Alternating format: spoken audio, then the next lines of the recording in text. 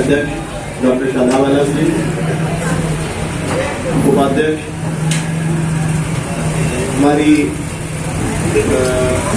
शहनाज जी, नसीर भाई, माननीय महामंत्री द्वय शेर अली खान साहब, अनीत भाई, माननीय पार्षद जी, माननीय मंडल अध्यक्ष महोदय और हमारे अल्पसंख्यक मोर्चा के मंडल अध्यक्ष कुमैल दैदी जी और हॉल में उपस्थित तमाम भारतीय जनता पार्टी अल्पसंख्यक मोर्चा के कार्यकर्तागण, मैं आप सभी का हृदय की गहराइयों से आभार व्यक्त करता हूं, शुक्रिया अदा करता हूं कि आपने मुझे यहाँ आमंत्रित किया इस कार्य मंडल उत्तर मंडल 3 की कार्य समिति की बैठक में।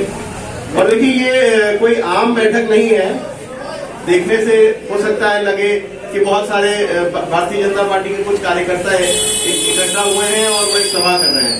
ये एक इतनी महत्वपूर्ण सभा है, मैं इसके लिए बधाई के पात्र हैं हमारे लखनऊ महानगर के अध्यक्ष डॉक्टर शादाब जी के, जिन्होंने मंडल तक इतनी अच्छी टीमें गठित की हैं और मंडल स्तर पर कार्य समिति भारतीय जनता पार्टी की हो रही है। तो अपने आप में एक बहुत बड़ा क्रेडिट है, एक बहुत बड़ा यूं कहेंगे एक बहुत बड़ा योगदान है अध्यक्ष जी का भी और तमाम कार्यकर्ताओं का।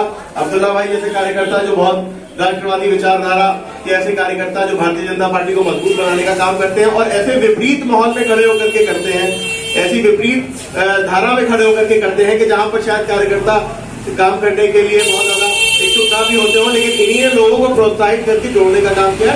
तो बधाई के पात्र ये भी है अब्दुल्ला जी के, जिनका ये कार्यालय है।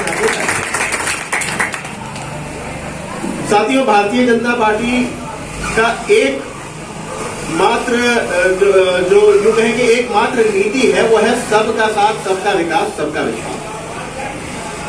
जब 2014 में पहली बार आदरणीय नरेंद्र मोदी जी के नेतृत्व की सरकार बनी, तब नारा नरेंद्र मोदी जी ने दिया, अपनी पहली जो सेंट्रल हॉल में बैठक हुई इसमें नारा दिया सबका साथ, सबका विकास।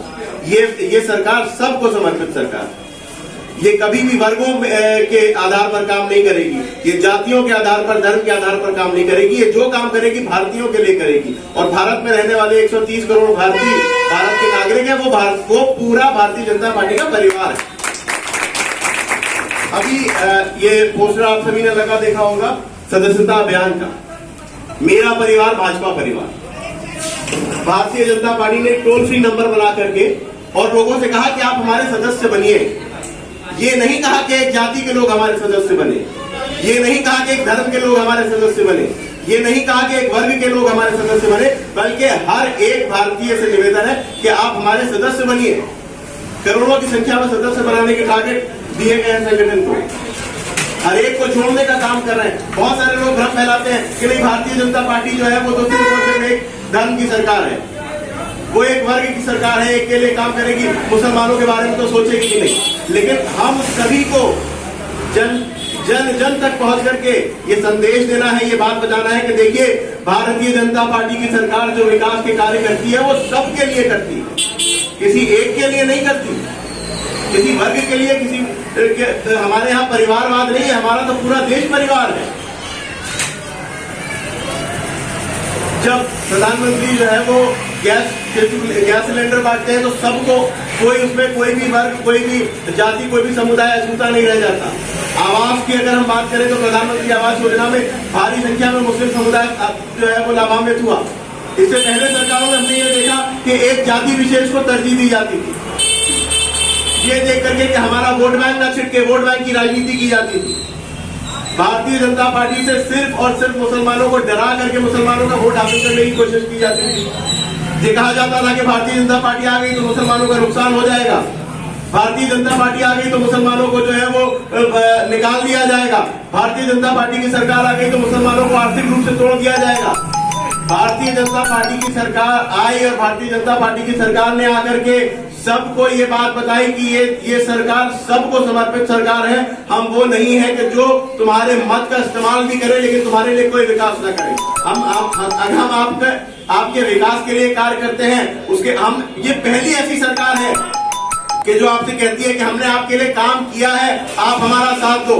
वरना हमेशा सरकारें कहती थी तुम हमारा साथ दो, हमको वोट दो, हम तुम्हारे लिए काम करेंगे, हम तुम्हारे विकास करेंगे, लेकिन करती कुछ नहीं थी। 70 साल देखा मुसलमानों ने, अल्पसंख्यकों ने 70 साल तक देखा कि किस तरह से हमारे मत का प्रयोग किया गया और उसके बाद में हमको बिरयानी में से तेज पत्ते की तरह निकाल करके बाहर फेंक दिया गया।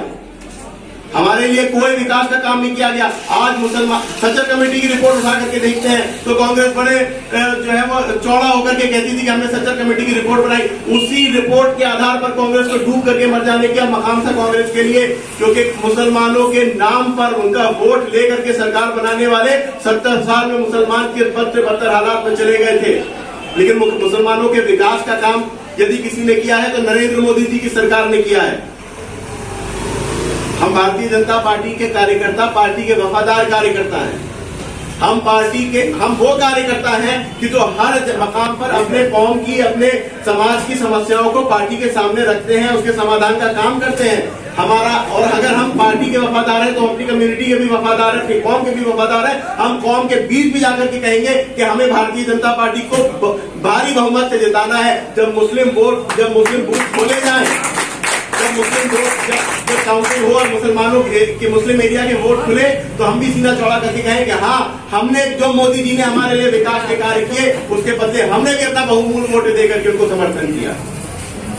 भारी संख्या में सदस्यता अभियान चल रहा है। मैं अक्सर यहाँ पर इस कार्यालय में आता हूँ, अब्दुल्ला जी अलग अलग कार्यक्रम कराते रहते हैं, बुलाते रहते हैं। तो मैंने यहाँ पर आकर के देखा कि कभी वैक्सीनेशन के लिए लोगों को प्रोत्साहित किया जा रहा है, कभी लोगों के जो है वो वोटर कार्ड सही कराने के और वोट बनाने के काम किए जा रहे हैं। ये सारे काम हम कर इसीलिए रहे हैं क्योंकि अभी तक 70 सालों तक आपसे वोट तो लिया गया था लेकिन कोई लीडरशिप आपको नहीं दी गई थी। आज भारत का मुसलमान गर्व से इस बात को कह सकता है, हाँ, हमारे पास एक नेता है और वो नेता नरेंद्र मोदी है।